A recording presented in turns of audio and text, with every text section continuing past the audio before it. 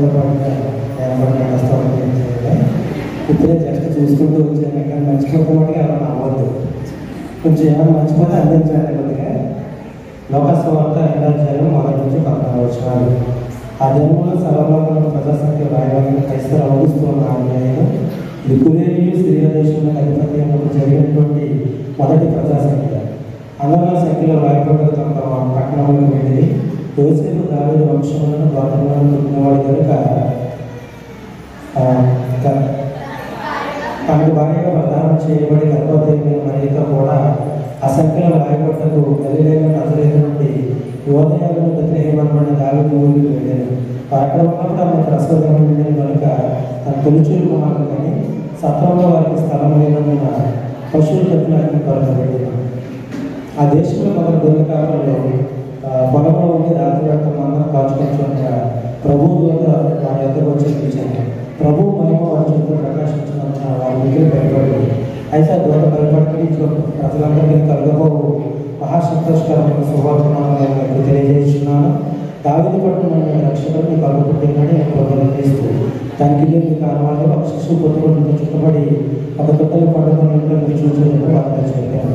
వెంటనే పర్లోక సైనిక సమూహం ఆ దొంగతో కూడా ఉండి సర్వోన్నత స్థలంలో దేవుని మహిమయ్యి మనకి ఇష్టమైన మనుషులకు భూమి మీద సమాధానం కలుగుతాయని దేవుడు స్తోత్రం చేశాడు.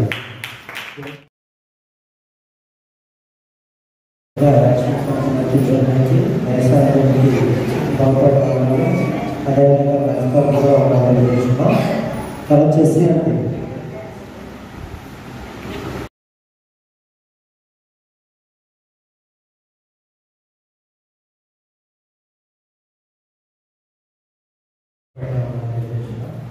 అదేవిధంగా రామణ రాష్ట్రాలు వచ్చి వాక్యాలు తీసుకోవాల్సిందిగా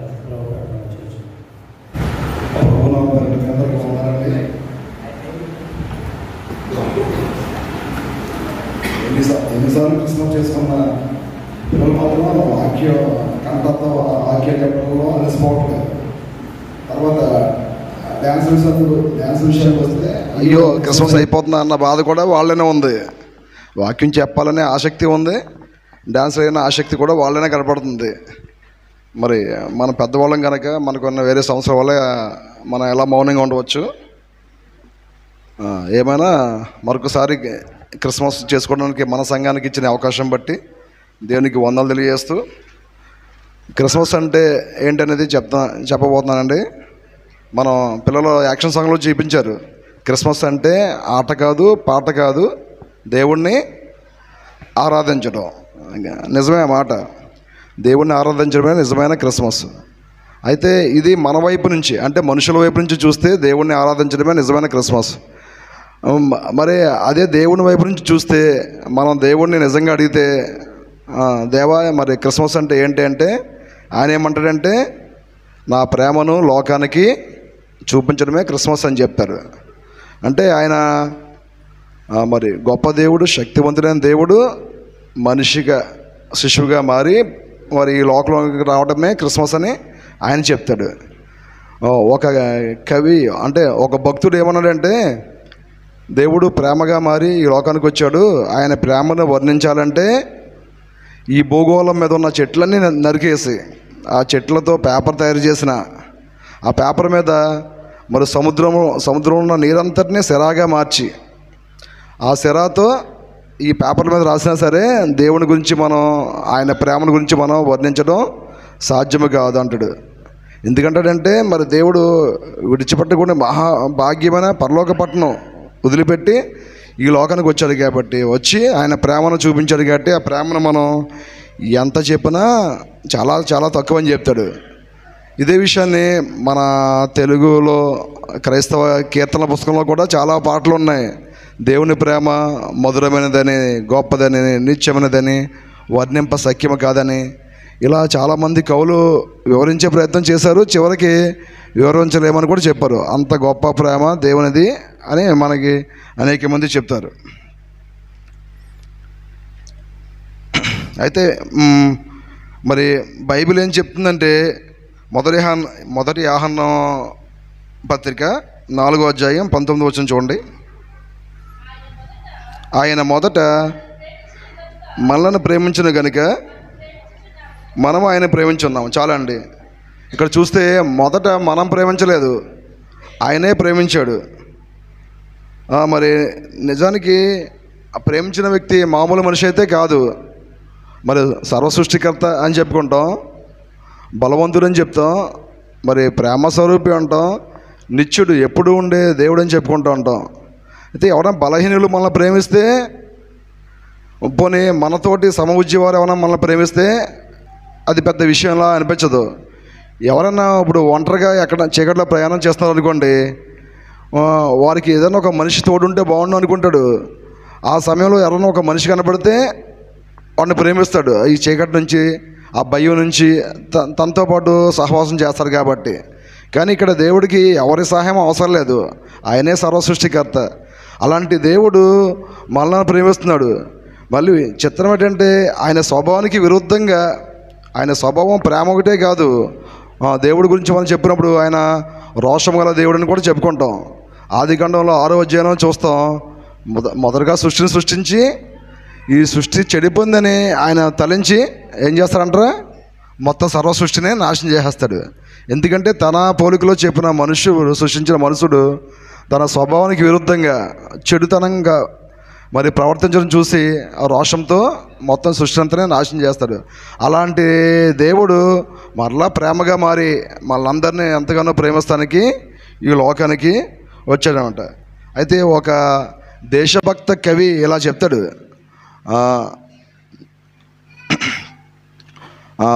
ఒట్టి మాటలు కట్టిపెట్టి గట్టి మేల్ తలపెట్టి చూపబోయి అంటాడు గురజాడ అప్పారావు గారు, దేశభక్త కవి.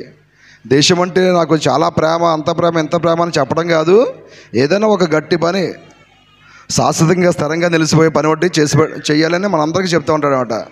అంటే ఒక మొక్కను నాటమనో లేదా పేదవాళ్ళకి మరి నిస్సహాయులకి ఏదైనా సాయం చేయమనో ఆయన ఉద్దేశం అలా చెప్పాడు. ఇక్కడ దేవుడు కూడా మీరంటే నాకు చాలా ప్రేమ ప్రేమ అని మనుషులకి చెప్పడం కాకుండా తానే నిజంగా ఆ విధంగా మారిపోయి తన ప్రేమను చూపించడానికే మరి ఆ రాజ్యం, నిత్య రాజ్యం అనే పరలోకపట్నం వదిలి మన మధ్యకు వచ్చాడు. అది మాటల్లో చూపించడం కాదు, క్రియల్లో చూపించాలనే ఉద్దేశంతోనే ఆ విధంగా వచ్చాడు. మరి అలా వచ్చిన దేవుడు మనకి ఏం తెచ్చాడు, మనకి ఏమిచ్చాడు, ఆయన వచ్చి మనకి ఏం చూపించాడంటే ఇన్ని ప్రశ్నలకు జవాబే పరిశుద్ధ గ్రంథం. ఆయన ఈ లోకానికి ఎందుకు వచ్చాడో, ఏం చేశాడో, మరి మనల్ని ఏం చేయమంటున్నాడో చెప్పేదే పరిశుద్ధ గ్రంథం. మరి మనకు అందరికీ తెలుసు, పరిశుద్ధ గ్రంథానికి మరొక పేరు ప్రేమ లేఖ అని కూడా అంటారు. దేవుడు మనుషులను ప్రేమించి రాసిన లేఖే బైబిల్ అని చెప్తారన్నమాట. ఆయన ప్రేమను ఎంత ప్రేమ అయితే ఆయనకు ఉందో వివరించడానికి చేసే పని. అయితే కోపం కూడా చాలాసార్లు చూపించారు, కానీ మరి కోపం కంటే ఎక్కువగా ఆయన చూపించింది ప్రేమ. ఆయన ప్రేమను చూపించేదే ఈ పరిశుద్ధ గ్రంథం. ఆయన ఎంత ప్రేమ అంటే మొన్న ఈ మధ్య లోక సువార్తలో మనం పరీక్ష రాసాం కదండి, దాంట్లో నుంచి ఉండే 7వ అధ్యాయం 11వ వచనంలో ఆయన ఎంత గొప్ప ప్రేమమేడంటే 11వ వచనం, నా ఈయనను ఊరికి వెలుచుండగా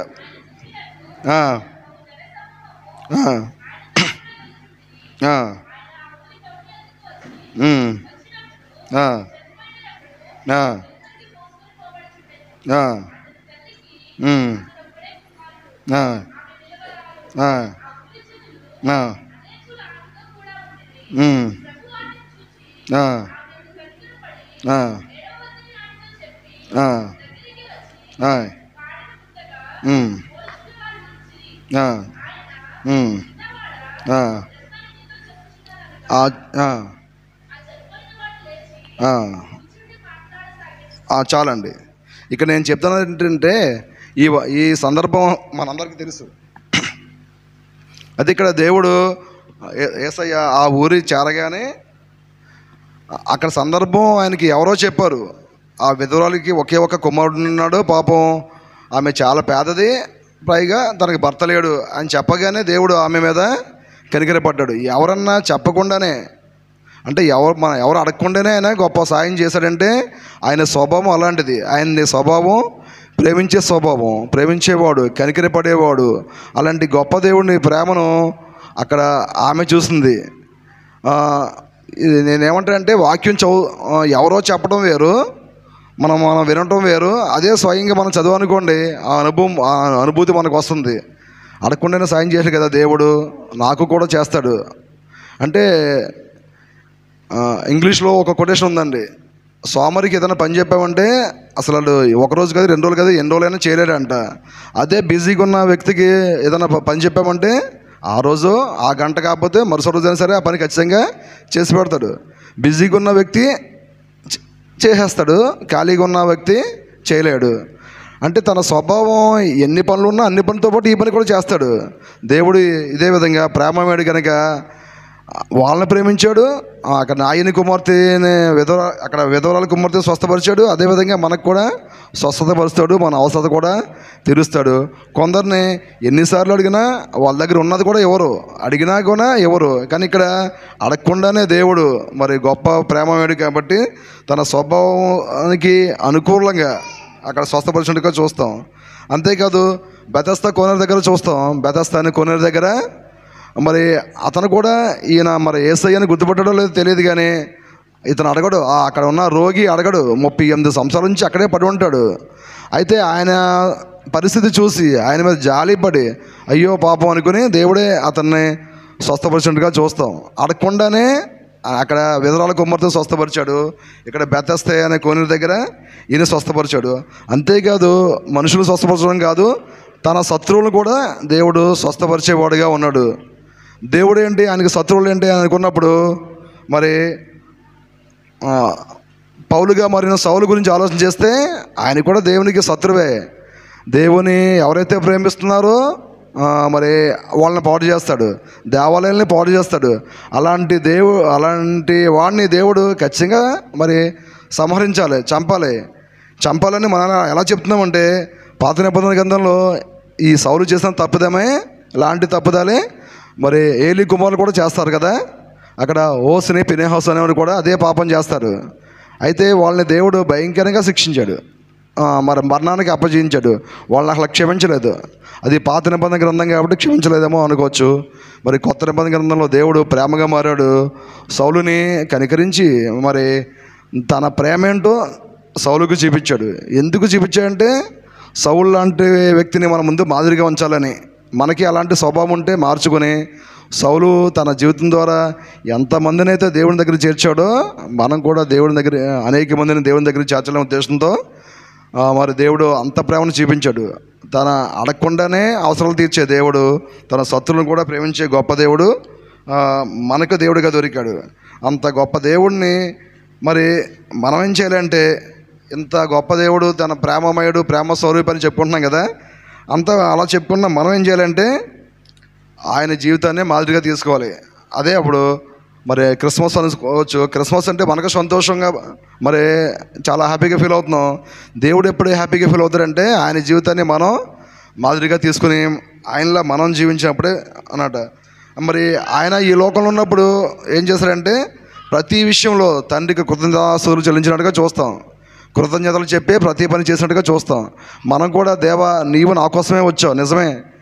మరి ఇంకా నేను లోనకంటే చెప్పట్లేదు, కానీ నిజానికి దేవుడు ఎందుకు వచ్చాడు అంటే మనం ఇంకో కోణంలో చెప్పాలంటే ఇది వరకు మన పూర్వీకులు ఏదన్నా ఒక మంచి జరిగినప్పుడు మేలు జరిగినప్పుడు ఇప్పటికీ ఉందని ఆచారం, మనం కాదు హిందువులు చేస్తారు. వాళ్ళకి మేలు జరిగినప్పుడు ఏదో ఒక దేవత గుడి దగ్గరికి వెళ్ళి కోళ్ళకు వస్తారు, మేకలకు వస్తారు, దాన్ని మనం బలి అంటాం, బలి అర్పిస్తూ ఉంటారు. మరి ఆ బలి అర్పించడం ద్వారా వారికి ఇంకా మంచి జరుగుద్దని, ఇంకేదో మేలు జరుగుద్దని ఉద్దేశం వాళ్ళది. మరి దేవుడు కూడా అదే విధంగా బలిగా మారడానికి వచ్చాడు. అది ఏ బలి అంటే మనందరి కోసం. అయితే మనందరి కోసం బలిగా అర్పించబడ్డ దేవుడు మనం ఏం చేయాలంటే మనం హృదయపూర్వకంగా కృతజ్ఞతాస్తుతులు చెల్లించాలి. ప్రతి విషయంలో కూడా కృతజ్ఞతాస్తుతులు చెల్లించాలి. అది ఎప్పుడు చెల్లించగలమంటే అది మనం నిజమే అని నమ్మినప్పుడు, ఏదో కథ అనుకుంటే కాదు. మరి మీరు యూట్యూబ్లో చూస్తే ఇలాంటి చాలా సంఘటనలు చెప్తారు. ఒక సేవకుడు ఏమని చెప్పారంటే ఒక విషయంలో బాగా తెలివైన వాడు, అంటే అతను 7 విషయాల్లో పిహెచ్డి చేశాడంట, చాలా తెలివి ఉందంట ఆయనకి. అయితే అతను నాస్తికుడు, దేవుణ్ణి నమ్మడు. ఆ దేవుణ్ణి నమ్మని వాళ్ళ దగ్గరికి ఒక దేవుని ఈ క్రైస్తవ మతం అంటే ఇష్టం లేని ఒక వ్యక్తి కాదు, ఒక సంస్థ వెళ్ళి నువ్వు దేవుడిని నమ్మవు కదా, క్రీస్తు ఆయన ఆయన లేడనే అంటావు కదా, నీకు చాలా తెలివి ఉంది, మరి ఇంత తెలివైన వ్యక్తివి నువ్వు, దేవుడు లేడు, యేసయ్య అలా దేవుడే కాదని ఒక స్టేట్మెంట్ ఇస్తే బాగుంటుంది, ఈ మాటని ప్రపంచమంతా గుర్తిస్తుంది అని చెప్పినప్పుడు ఆయన అన్నాడంట, నేను చెప్పాలంటే నోటితో చెప్పాను, మీకులా చెప్పేయడం కాదు, మరి నా జ్ఞానానికి తగినట్టుగా నాకు రుజువులు కావాలి. అయితే నేను ఈ రోజు నుంచి ఆ పని చేస్తాను, ఒక పరిశోధన చేస్తాను. ఆ పరిశోధనలో దేవుడు లేడని తెలిస్తే ఖచ్చితంగా సమాజానికి అందరికీ ఆ మాట చెప్తాను అనుకుని ఆయన మరి బైబిల్ తీసుకుని చదువుతూ మొదలుపెట్టాడంట. తనకి బాగా నచ్చిన గ్రంథాలు రెండు ఉన్నాయంట, ఒక లోకా సువార్త, రెండోది అపోస్తల కార్యాలు. ఈ రెండింటి మీద ఇంకా మరీ ఎక్కువ దృష్టి పెట్టి చదువుతున్నప్పుడు దాంట్లో కొన్ని విషయాలు చెప్పుకొచ్చాడు. ఆయన నోట్ చేసుకున్నాడు. కొన్ని పట్టణాల గురించి ఆ గ్రంథంలో ఉంది, అపోస్తల కార్యాల్లో అయితే, లోకా సువార్తలో అయితే కొన్ని గ్రంథాల గురించి ఉన్నాయి, కొన్ని దీవుల గురించి ఉన్నాయి, మరి కొన్ని పట్టణాల గురించి ఉన్న విషయాన్ని గమనించాడు. అప్పుడు ఈయన పరిశోధనలో ఆ పట్టణాలు నిజంగానే ఉన్నాయి, ఆ పట్టణానికి ఈ పట్టణానికి మధ్య దూరం అలాగే ఉంది, ఆ దీవులు అలాగే ఉన్నాయి, ఈ గ్రంథంలో ఏవైతే రాయబడ్డాయో అన్నీ కూడా నిజమే అని తెలుసుకున్న తర్వాత ఆయనే మార్పు చెంది ఆయనే క్రైస్తవుడిగా మారిపోయాడంట. ఇలాంటి ఉదాహరణలు కోకొల్లో చాలా ఉన్నాయి. మరి అంటే దేవుడు నిజమైన దేవుడు పుట్టాడు అనే దానికి రుజువులు ఉన్నాయి. క్రీస్తు పూర్వం క్రీస్తు శకం అంటాం. మరి ఆయన సజీవుడిగా మనుషుల రూపంగానే ఈ భూమి మీద తిరిగాడు అనడానికి కూడా ఎన్నో ఆధారాలు ఉన్నాయి. అలా ఆధారాలు ఉన్నాయని లోకం అందరికంటే, మన దేశంలో, మన సమాజంలో, మన గ్రామంలో అందరికంటే మనం నమ్మాము. మన విలువైన సమయాన్ని దేవుని కోసం వెచ్చిస్తున్నాం. వెచ్చించిన మనం ఏం చేయాలంటే దేవుని మాదిరిగా పెట్టుకోవాలి. ఇంకో రెండోది ఏం చేయాలంటే ఆయన ప్రార్థనా జీవితాన్ని మనం ఆదర్శంగా తీసుకోవాలి. ఆయన ఈ లోకంలో ఉన్నప్పుడు నిత్యము ప్రార్థించేవాడు, కష్టాలు వచ్చినప్పుడు మరింత ఎక్కువగా ప్రార్థించేవాడు. మనం కూడా మన జీవితంలో వచ్చిన కష్టాల శోధనలను ఎదిరించడానికి ప్రార్థన చేస్తూ ఆయనకు కృతజ్ఞతాస్తుతులు చెల్లిస్తూనే ఉండాలి. మూడో విషయం ఏంటంటే ఆయన ఎప్పుడూ స్తుతించాలని మొదటి విషయం చెప్పాను, ప్రార్థన చేయాలంటున్నాను. మూడోది ఏంటంటే వాక్యం ధ్యానించాలి. వాక్యం ధ్యానిస్తే ఏమవుతుందంటే అండి, అనుదినం మనం పాపం చేయకుండా ఉంటాం.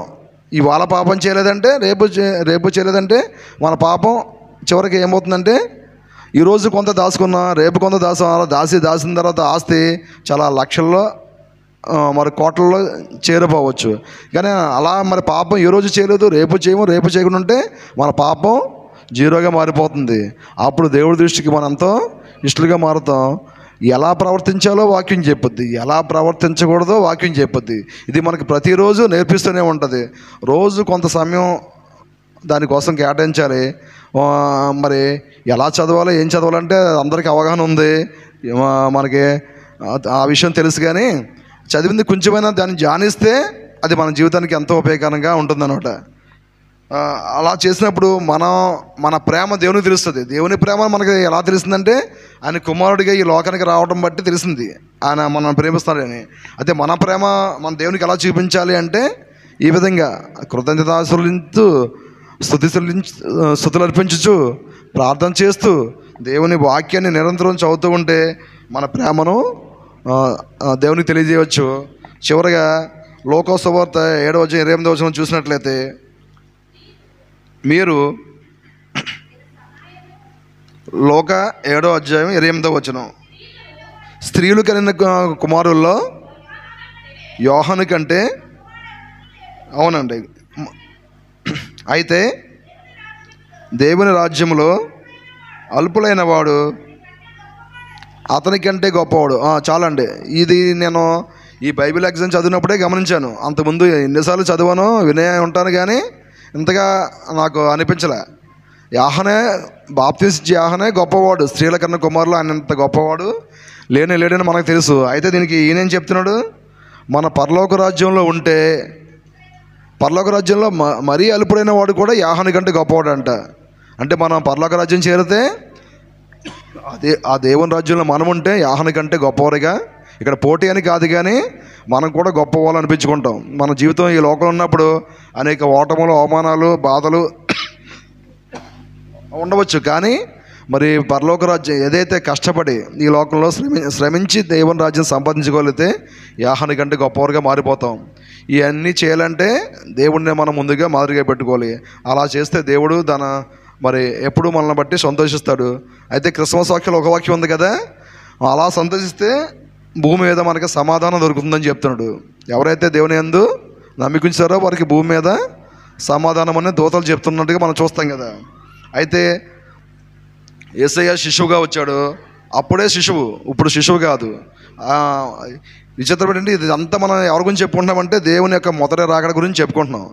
మొదటి రాకడలో దేవుడు శిశువుగా వచ్చాడని చెప్పుకుంటున్నాం. అయితే దేవుని రెండో రాకడ ఉంది, మనందరం నమ్ముతాం. ఆ రెండో రాకడలో దేవుడు శిశువుగా రాడు, బాలునిగా రాడు, గొర్రెపిల్లగా రాడు. మనందరికీ తెలుసు ఎలా వస్తాడండి, కొదమ సింహం వల్ల వస్తాడు. మరి ఆ కొదమ సింహాన్ని ఎదుర్కోవాలంటే మనకున్న శక్తి సరిపోదు. దేవుడే అట్టి శక్తి మనకి ఇవ్వాలంటే ఈ లోకంలో మనం మరి యేసయ్యను మాదిరిగా తీసుకుని జీవిద్దాం. ఇది కొద్ది మాటలు దేవుడి దిగించి కాక.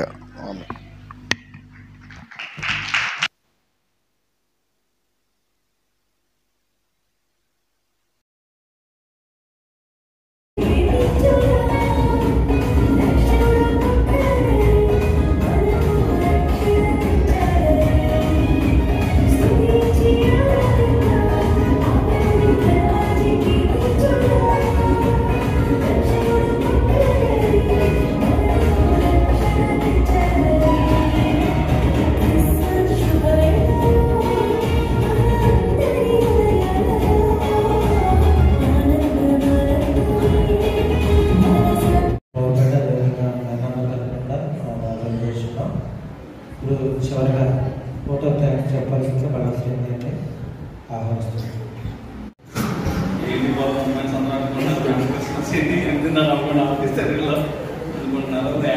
అర్థం అనుకున్నాం మేము సంవత్సరం కలిసి అసలు మాకు నేర్పించే రాలేదు వాళ్ళతో. అందులో ఇంకో విషయం ఏంటంటే పిల్లలందరూ మంచిగా చక్కగా క్రిస్మస్ నెల గురించి ఎప్పటి నుంచో మంచిగా అంతా ప్రిపేర్ అయ్యి డ్యాన్స్లో వాక్యాలు అన్నీ నేర్చుకుని క్రిస్మస్లో అయినామో మనకి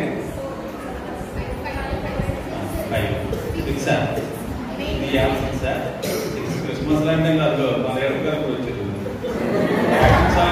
ఓల్డ్ ఆఫ్ టైం మొదలైపు 2 నిమిషాలు ముందుకు వచ్చిన మన యాక్షన్ మన స్క్రిప్ట్ వేసేది పండి పిల్లల ఎంత ఉత్సాహంగా ఉన్నారు. పాపం లాస్ట్ క్రిస్మస్ అయిపోయింది, ఇంకేమున్నది అనుకుంటున్నారు. కానీ ప్రతి వారం మనకి క్రిస్మసే. మొదటి నుంచి చిల్డ్రన్ క్రిస్మస్ నుంచి క్రిస్మస్ వరకు అన్నింటిలో ఎంతో యాక్టివ్గా మంచి ఎనర్జెటిక్గా వాక్యాల్లో కానీ యాక్షన్ సాంగ్స్లో కానీ స్క్రిప్ట్లో కానీ మీ ఆనందాన్ని ఎంతో ఉత్సాహంగా పంచుకున్నారు. అలాగే మా మెన్స్ క్రిస్మస్లో కూడా పిల్లలందరూ యాక్షన్ సాంగ్ చేసినందుకు మా మెన్స్ అందరి తరఫున మీకు కూడా వందనాలు తెలియజేస్తున్నామన్నా. ఇంకా చాలా ఐగర్ అయితే 9:10 వెళ్ళిపోతుందామండి అని అన్నారు.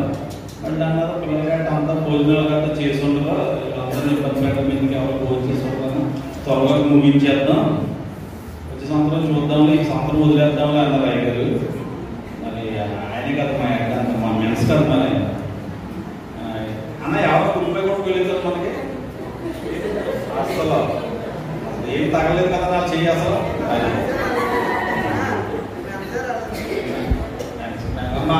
ఆరంటే సరిపోతుంది ఇంకా మేము అసలు ఏళ్ళందరం అనుకోకుండా బిజీ అయిపోయామండి బాబు. అసలు అంతా అయ్యగారే పాపం మొత్తం అంతా ఆయనే చేశారు.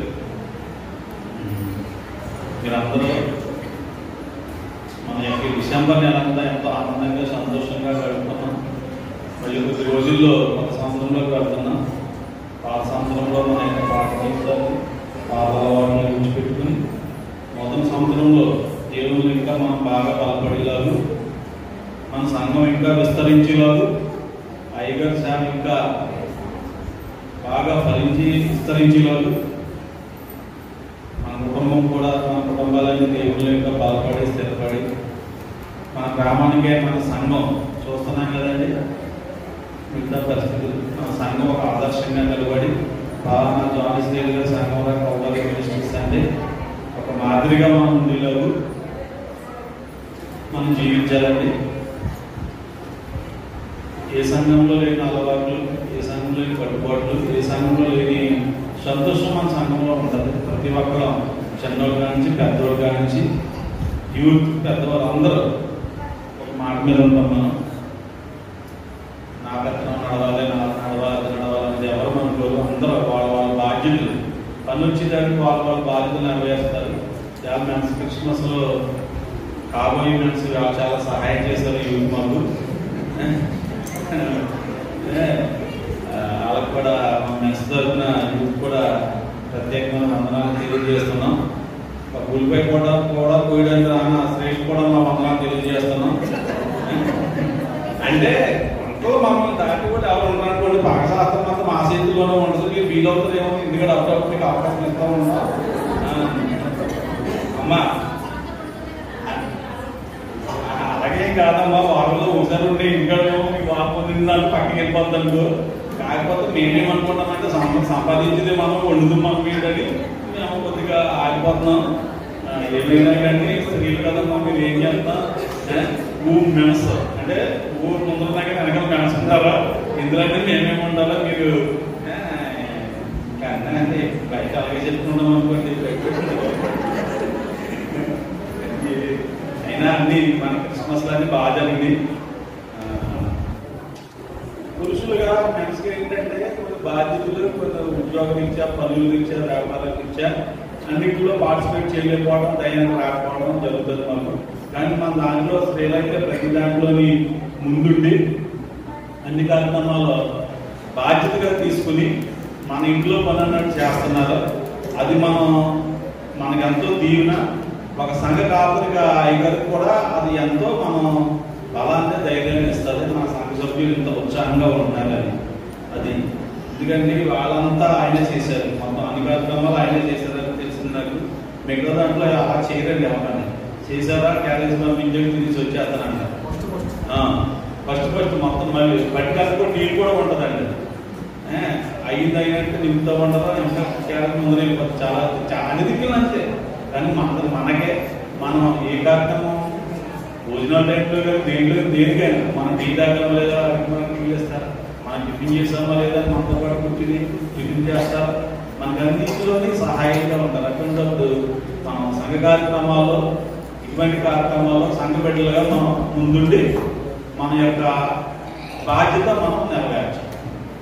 ఇంట్లో ఇల్లు ఉన్న స్త్రీలుగా మీకు కూడా అవకాశం ఉంటుంది ప్రతి దాంట్లో పార్టిసిపేట్ చేయడం. ఆ దీన్ని కూడా మీరు చేసి పరిచయ మన కుటుంబానికి దీవెనకరంగా ఉంటుంది. అలాగే కొత్త సంవత్సరంలోకి వెళ్ళబోతున్న కొద్ది రోజుల్లో మనం సంఘం తరపున కొన్ని నిర్ణయాలు కూడా తీసుకుందాం అనుకుంటున్నాం. మాట్లాడి కొద్దిగా మళ్ళీ మీకు ఫస్ట్ వీక్లో చెప్తాం. ఎందుకంటే కొన్ని కార్యక్రమాల్లో ఈ వాడపల్లి గ్రామంలో సంఘంలో ఫస్ట్ మనం కొన్ని కార్యక్రమాలు స్టార్ట్ చేసాం. ఎందుకు? మన సంఘం అంతా ఒక కుటుంబంగా ఉందాం. ఏం చేసినా మనమే కదా, మన పిల్లలు మనమే కదా, ఇక్కడ ఉండేది, ఇక్కడ చేసేది, ఇక్కడ చెందేది అన్న దాని మీద మనం కొన్ని కార్యక్రమాలు స్టార్ట్ చేసాం. దాన్ని జాయిగా ఎంబడి పడిపోయి కొన్నింటిలో బాగా మనం తగ్గిపోయాం. ఆ విషయంలో కొద్దిగా మాట్లాడుతున్నాం. ఎందుకంటే మన పిల్లలు మనమే ఏం చేసినా సంతోషపడింది, ఆనందించింది. అందువల్ల వారంలో ఒకసారైనా, నెలలో ఒకసారైనా మనం ఏ కార్యక్రమం చేసుకుంటున్నా కానీ మన కుటుంబం, ఈ సంఘం అంతా మన కుటుంబం అన్న భావంతో చేసుకుంటే బాగుంటుంది అన్న ఆలోచన మనకు కలిగింది. రామపడిన కుదుపురావు అందరం కొద్దిగా ఒకసారి మాట్లాడడం, మళ్ళీ ఒకసారి డిస్కస్ చేద్దాం అనుకుంటున్నాం. ఎందుకంటే మీకు కూడా లేడీస్ చెప్పకుండా ఏం చేసిన తర్వాత పెంటే కదా, అందుకే ముందుగా మాట్లాడేస్తాం. చెప్పేలా పగిలిపోతుంది పక్కన ఇంటికి వెళ్ళిన తర్వాత. అంతా మీరే తీసేసుకుంటారు, ఒక మాట కూడా మాకు చెప్పాలి. మొదటిసారి మీ అందరికీ మెన్స్ క్రిస్మస్ శుభాకాంక్షలు అండి. మేము ఎవరో కొత్త బట్టలు ఎప్పుడు వేసుకోండి, 10 క్రిస్మస్ చేసేసుకుంటాం. మాకు ఒక క్రిస్మస్ కదా, క్రిస్మస్కి వేసుకున్నాం 24కి, అది మళ్ళీ సొంతం అంతా దాచేసుకుంటాం మేము. మీరు ఎందుకంటే మీరు అందరూ ఆనందంగా ఉంటే, పిల్లలు, స్త్రీలు అంతా ఆనందంగా ఉంటే, కుటుంబము, సంఘము మనకి మొదటి నుంచి ఇప్పటి వరకు అన్ని కార్యక్రమాల్లో ఎంతో మనకు సహాయంగా ఉన్న అయ్యగారికి, అమ్మగారికి, అలాగే కుటుంబ సభ్యులందరికీ మన సంఘం తరఫున ప్రత్యేకమైన వందనాలు తెలియజేస్తున్నామండి.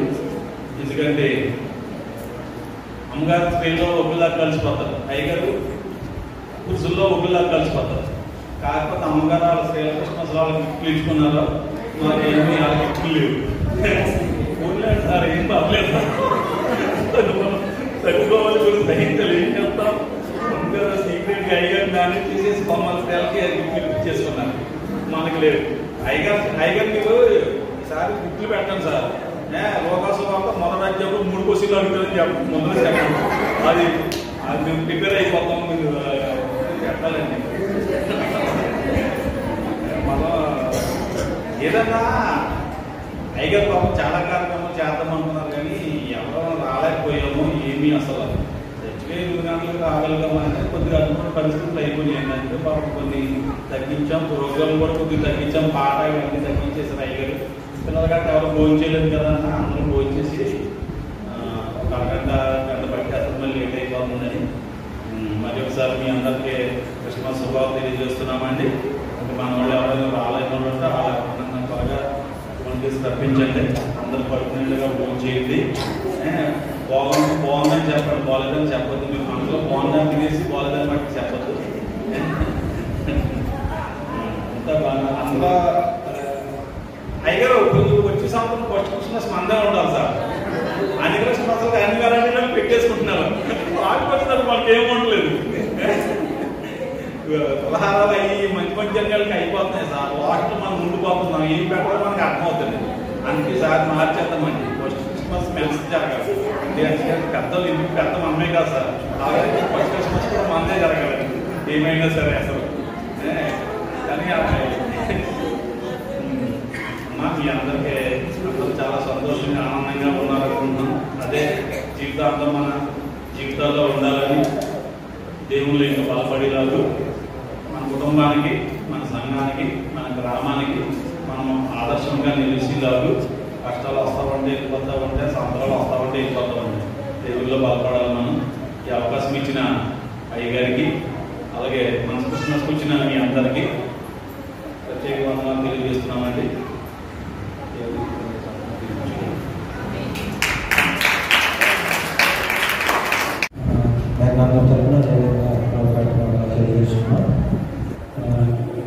తదుపరి గ్రీటింగ్ చెప్పాల్సిందిగా ఒక నిమిషం ఆశీర్వాదాన్ని ఆహ్వానిస్తున్నాం. ఎందుకంటే మా ఇప్పటివరకు మాకు బిజీగా ఉంటాం, జరిగిందిగా దాని నిమిత్తమే గ్రీటింగ్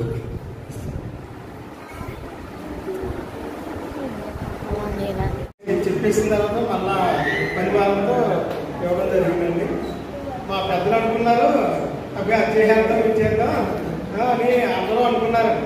5 అయినప్పటికీ ఎవరన్నా వస్తారని చూసాడు. శ్రీకుడు ఫోన్ చేస్తారేమో, శ్రీకుడు ఎక్కడ యాదకుంటున్నాం ఆయన చెప్పడం, రామకొండ గారు ఇస్తారేమో నేను ఎక్కడ ఉన్నాయని చెప్పడం. ఇంకా చూస్తే కుటుంబం రాగానే ఆయన చెప్పడం అవసరం లేదు, ఏదో చేశారు. ఇక ప్రయాసపడి ఎవరో నేను సురేష్, మన విజయ్ గారు వీళ్ళంతా ఏంటంటే మా మగోళ్ళగా మాట్లాడాలి నిలబెట్టాలన్న ఉద్దేశంతో మేము ప్రయాసపడి చేయడం జరిగింది. ఇక కాబోయే ఉన్న గంగాధర్ కూడా మా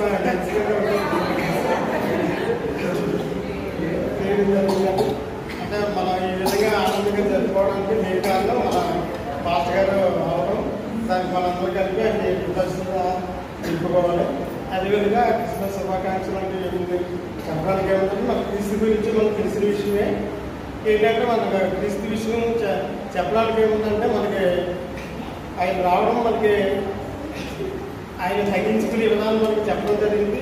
అదే కాకుండా మన యోహాను సువార్తలో చూస్తే ఆయన గురించి ఆయనకి దేవుడికి ఉన్న సంభాషణ మన యోహాను సువార్తలోనే మనకి బాగా కనిపిస్తూ ఉంటుంది. దాంట్లో ఏంటంటే పిలుపు గారిని అడిగిన, లేకపోతే మన అపోస్తులను అడిగిన పిలుపు గారు అడిగారు, దేవుడు మాకు మీతో ఇంతకాలం చేస్తున్నాం అనేది మాకు దేవుడిని కనపరిచిందని చెప్పినప్పుడు పిలుపు గారితో అంటాడు, అయ్యా నువ్వు ఇంతకాలం మీతో నేను చేస్తున్నాను, నన్ను మర్చిపోతున్నాను, నన్ను గ్రహించలేదా అని చెబుతూ దాన్ని ఆయన చూస్తే దేవుడు చూసినట్టే అన్న విషయం పిలిపి చెప్పినట్టు, అలాగే అదేవిధంగా ఉన్న మన శిష్యులు కూడా చెప్పినట్టు జరిగింది.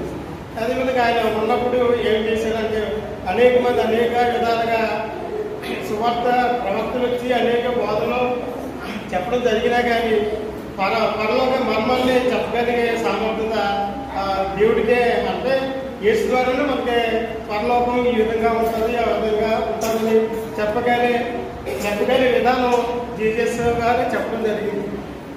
అంతే ప్రవక్తలు అంటే మామూలుగా ఏదో పైన ఉన్న మా దేవుడు చెప్పిన వాక్తిని చెప్పడం జరిగింది మాట. అదే విధంగా ఈ విధంగా చూస్తే యేసయ్య గారు చెప్పడం ఏంటంటే, నేను ఈ లోకంలో ఏ మాటలో చెప్తున్నా మాత్రం నేను చెప్పడం లేదు. మనకి యోహాను సువార్తలో చూస్తే మనకి బాగా విపులంగా తెలుస్తుందన్న. ఏ మాట చెప్పినా కానీ మా లోక సువార్త, మత్తయి సువార్త చెప్పిన విధానం లేదు. కానీ మన యోహాను సువార్త వచ్చినప్పటికీ నేను మట్టుకు నా సొంతంగా ఏం చెప్పడం లేదు, దేవుడు చెప్పిన మాటలే నేను చెప్తున్నాను. మళ్ళీ అదే కాకుండా దేవుడు పంపితే నేను వచ్చాను అని చెప్పడం, మళ్ళీ అదేవిధంగా కుమారుడు వేరు కాదు, తండ్రి వేరు కాదు అని ఆ విధంగా చెప్పడం, ఆ విధంగా ఉన్న శిష్యుల్ని బలోపేతం చేయడం జరిగిందన్నమాట. అదేవిధంగా అంత గూడిగా అంత ఖచ్చితంగా చెప్పిన మన దేవుడిని వేరొకలో జీజస్లో ఈ 2024లోనే పుట్టడం జరిగింది. అప్పుడు ముందు లేడు కదా అని చెప్పడం జరిగినప్పుడు కూడా ఆ శిష్యులతో కూడా ఆయన చెప్పుకోవడం, నేను ఆది నుండి ఉన్నాను అని చెప్పడం జరిగింది. అదేవిధంగా ఈ విధంగా ఏంటంటే మన శాస్త్రులు పరిచయం కూడా చెప్పినప్పుడు నువ్వు అబ్రాహం కంటే ముందున్నావంటే నేను ఉన్నాను అని దాన్ని రూఢిగా చెప్పడం, ఆయన ఏంటంటే దేవుడు కాబట్టి అన్ని విషయాలకి చెప్పడం జరిగిందన్నమాట. ఈ విధంగా మనం జీసస్ నమ్మమంటే దేవుడే నమ్మమని, అదేవిధంగా అదే గ్యారంటీలో మనం యంత్రాలు కూడా మనం చెప్పగానే విధానం మనకు ఉండాలి. ఆకారంలో వచ్చినా కానీ అధ్యక్షులు ఇది నాకు ఇచ్చినందుకు వారికి నేను కృతజ్ఞత చెప్పుకుంటున్నాను. ఈ సినిమాని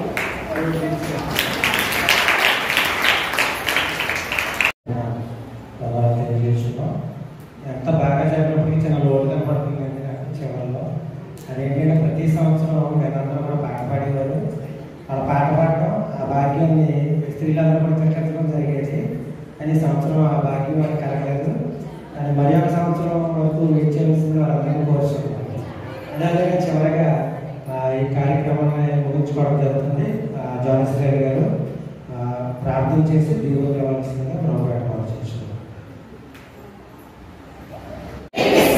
మెరీ క్రిస్మస్. ఈ రాత్రికాల సమయంలో మరొకవరకు ప్రతి కార్యక్రమంలో దేవుడు సహాయం చేసి నడిపించినటువంటి పరిస్థితులు, మరి ఈరోజు మెరీ క్రిస్మస్ తరఫున మరి ఏర్పాటు చేసినటువంటి విందు మీరందరూ కూడా తృప్తిగా భోజనం చేసి వెళ్ళాలి అని హాస్టల్ పిల్లలు తిన్నారు. ఆ ఫుడ్ ఇంతకు ముందు ఒకసారి మిగతా ఎవరు తినుండి బాబు. సో ఈ ఫుడ్ మీకు కొత్తగా అనిపిస్తుంది, డిఫరెంట్గా అనిపిస్తుంది. ఎగ్ కీమా షెజ్వాన్ బిర్యానీ దాని పేరే తిను. సో సో అది కూడా ప్రార్థన తర్వాత ఇంటికి వెళ్ళిన తర్వాత భోజనాలు ఏర్పాటు చేయడం జరుగుతుంది. నాకు తెలిసి ఈ సురేష్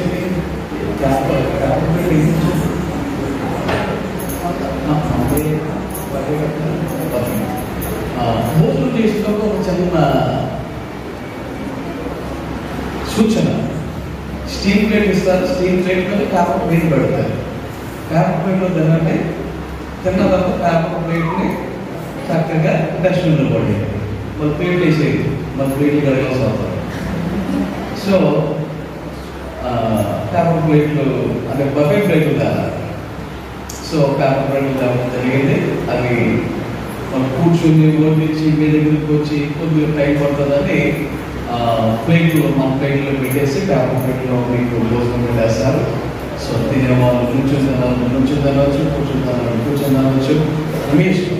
సో మరి మరి ఈ విషయంలో ఇలా ఉన్న మరి వీళ్ళందరూ భోజనం చేయాలని మనం చేస్తాం. రైట్, ప్రార్థన చేసుకుందాం. అంత తలలో వచ్చాలి, కన్ను మూసుకుని ప్రార్థన.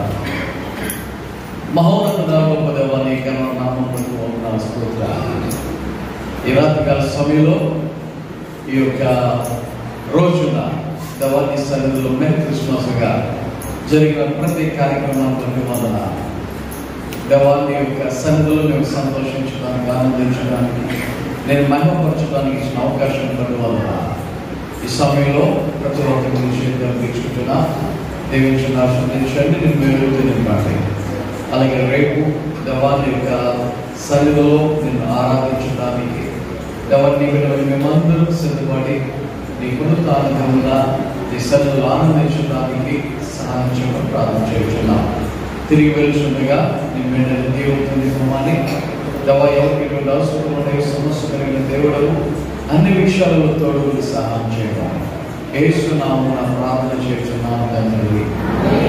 మన తండ్రి దేవుని ప్రేమ, కుమారుడు యేసుక్రీస్తు వారి కృప, పరిశుద్ధాత్మిక సహవాసము, సహాయం, కాపుదలను ఈ మెరీ క్రిస్మస్లో ఉన్న ప్రతి ఒక్కరికి సదా తోడే నడిపించుకుంటారు. ఆమేన్.